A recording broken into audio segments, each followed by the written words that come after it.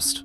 This is gonna be a long one. My wife and I were married for 21 years. I figured it was one of those miracle marriages because we barely argued. Seemed I always be the best of friends, etc. Well, our 15-year-old daughter received a 23andMe thing for her birthday from a friend, and of course it said we weren't related. She had me do a swab as well as her mother and her 14-year-old brother.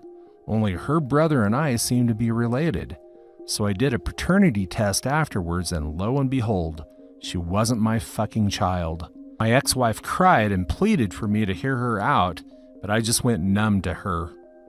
It would be one thing to cheat, but to find out the light of my life isn't even related to me killed me. Don't get me wrong, I love my daughter with all my heart. She's still my daughter no matter what. But what's scaring me the most is my seemingly vindictive desires. I've never been like this, and I know it's out of anger, but I want her to suffer so bad.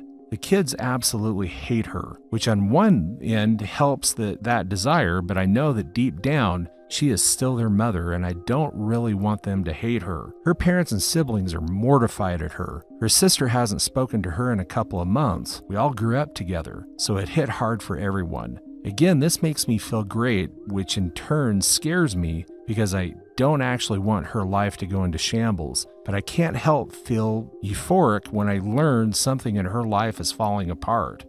Both children are living with me, as they don't view their mother in a favorable light at all right now. I'm thinking about having the talk with them, going to talk to her, because as of now, they refuse.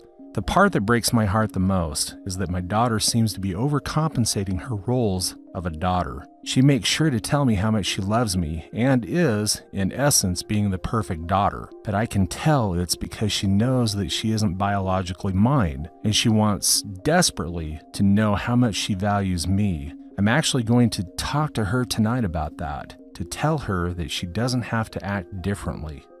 I just really want to know how to shake the sadness and angry, vindictive feelings. I want to move forward as well as help my children move forward so they can worry about school and being teens. Please, any advice will help. Now for the top of comments before reading the update. This situation is way above Reddit's pay grade. You and the children need therapy ASAP. Having said that, let me offer a few pointers from my own experience. Kids don't care about biology. Your daughter will always see you as her father. I love my 2 stepdaughters as much as my 2 biological daughters, full stop. But she might be worried about you leaving, as I'm sure she's picking up on the anger you have towards her mother. She might be wishing she could never see her mother again, and then making the jump to assuming you are having similar thoughts, and now act on them as she isn't your daughter. You absolutely need to reassure her that you are in that dad-daughter relationship with her for the long haul. You need to channel that anger to something productive, or at least not needlessly destructive. Needful destruction could be finally demolishing that old garden wall that's been sitting there for 10 years. Assuming you're in the States, my understanding is that 14 is the age at which most courts will start to take the child's opinion under consideration. You should be consulting with your lawyer, you have one, right, about how you should be handling the children with regards to seeing their mother. In my opinion, you should be assuring the children that if they want to see their mother, that you will understand and not hold it against them, as you shouldn't. Stay strong and channel that anger into something productive. Get therapy. Talk to other infidelity survivors. Don't drink to excess. Start working out if you don't already. Do stuff with the kids, a day at a time. That's how the hurt and anger go away. You just have to distract yourself until enough time has passed. Good luck. Having found out my dad isn't my biological dad, I cannot stress this enough. Get therapy for you and the children. It really messes with your head. It sounds as though you are a loving and wonderful father. I don't necessarily think that anger is harmful as long as it doesn't push you to bad decisions. You should be angry, and that anger will get you through the early part. It will be replaced soon enough, and your children should be angry at her as well. They have grown up with a liar. They may or may not come to not hate her. My mother's infidelity in my teens has remained with me for 40 years now. I have no use for her, and she can die alone when time comes. Sorry you have joined us in this club, but there are good and helpful people here. You're still carrying the water for your wife. Stop that. Let the kids decide by themselves if and when they want to talk to their mother. It's their relationship. Now for the update. For some clarification, we didn't talk about it, and it was in the fair. I just didn't want to write that part out because it physically makes me shake with anger to talk about it. My daughter and I are both in therapy. I am taking the advice of my therapist and the many commenters on my last post, and am not going to force my kids to talk to their mother. They are old enough to understand the gravity of the situation and have their own feelings about it. Because of this, they will need to take their own time gathering up how they feel in dealing with it, with any help they need from me, of course. The pain my daughter is going through seems to have healed somewhat. I've gotten her to fully believe that my love for her will never change and that she will always be my daughter. Her pain seems to not be about our relationship anymore, but her newly found trust issues and trauma from the family being broken apart. She's also confided in me that she feels like it's all her fault, and that if she had never brought the kid home, the family would still be together. I hugged her and let her know that none of this was her fault, and that she was only looking to do something fun with the family. She had no idea what would happen, and that she should never blame herself. I've had one conversation with my STBXW in which she begged and pleaded with me to forgive her and that she would cherish me for the rest of her life. She said it was stupid, it meant nothing, and that she regrets it 100%. She also said that she believes our love can withstand it. I told her that if our love was that strong, she wouldn't have felt the need to find sexual comfort in someone else. She is currently staying with her parents. I've communicated with her sister and apparently she's borderline suicidal. They are trying to get her help, but she refuses, as the only thing she wants to do is to see me and the children. Because of this, I'm waiting to serve her the divorce papers. I don't want to add on any more things to destroy her mental health. I brought up talking to her with my son and daughter, to which they adamantly refused. I am going to respect their wishes and give them their own time to cope.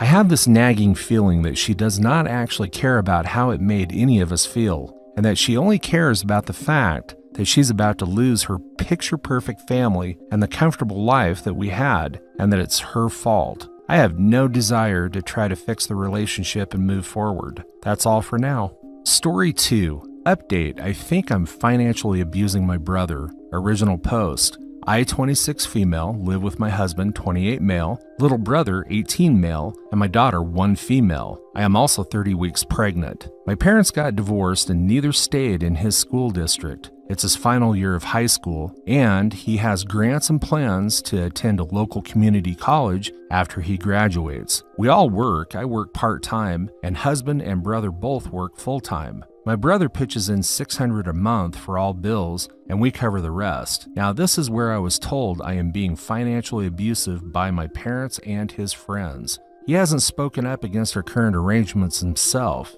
He pitches in that $600 a month along with grocery money, and he also pitches in when we are short for anything. He saves money from every check for anything the grant doesn't cover during college, but I've heard from his friends that he will actually pull money from his savings to help us out. He never told us and never asked us to pay it back. Husband and I are both saving for our second child and don't dip into it for any reason. My brother gets paid 1 week and husband and I are paid the next, both bi-weekly pay. He uses my car since he doesn't have his own, so I also make him pay for gas, meaning he is obligated to throw in on groceries, gas, and bills. Not sure how much he spends on gas, but he throws in about $300 on food, $600 on bills, and at least $200 on gas a month, meaning he is paying $1,100 to stay here, and we have him spot us on stuff for the baby if I run out during the week hubby and I aren't getting paid.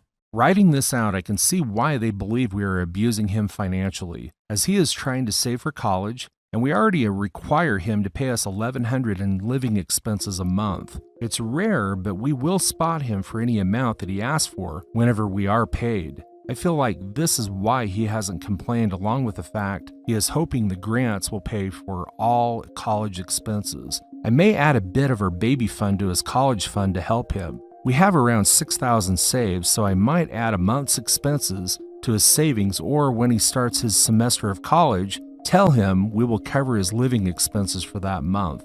This is more to write down the living arrangements we currently have and put down what I'm thinking about doing to fix the situation. If I truly am abusing him financially, I'm open to suggestions and opinions. Now for the top of comments before reading the update. I'm wondering if OOP and her husband can really survive without Bro's income.